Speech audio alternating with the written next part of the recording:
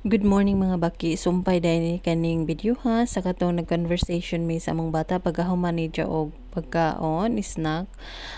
Nisa kami sa taas para akong i-tidy up ang ilang mga higdaanan. Samtang kami rang duha na hivilin kay ang si babae nag-gym si siya giuban ang manghod and ang maguwang is giuban sa daddy kay magpagupit og buhok. So kay natug pa maning akong alaga usa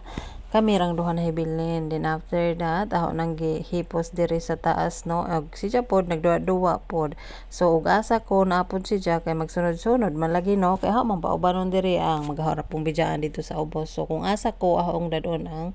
bata. Then while hipos ko diri si nagkalat-kalat pud sa iyang mga duwaan kay nagduwa-duwa and giusara dai ni sila og higdaanan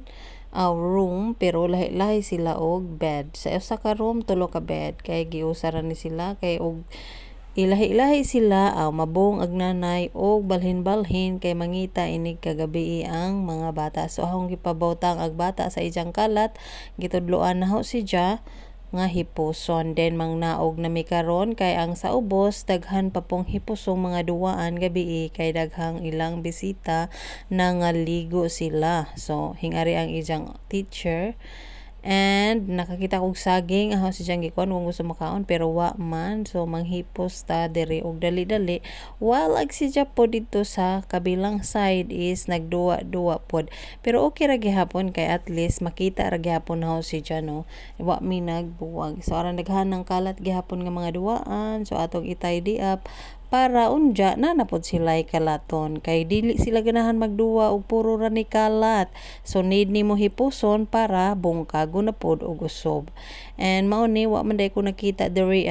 so while gahinlo pug ko sige pug kog nagaistorya ani sa bata kay magsige man pud ni siya og pangutana so hingsunod siya na ngadto sa kusina and hingadto ko sa gawas kay ning alindahaw ahong gibukas ang gihayhay ni Hal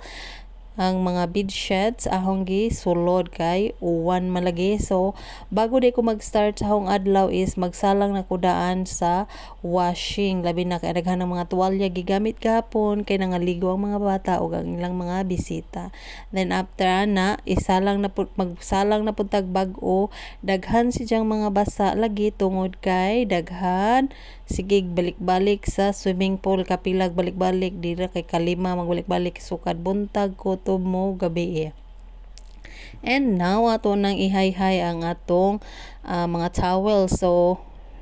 gahapon naman tay mga towel nga gipanghayhay ato sang ipang bukson para ipuli ang bag-o natong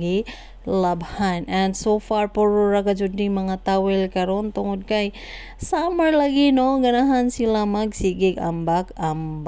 and aside sa daghang bisita kinahanglan labhan kay basig na napoy moabot mahurot ang ilang towel. I hope you like this video and follow for more mga baki ug ari ra ta kutob. Ciao, ingat.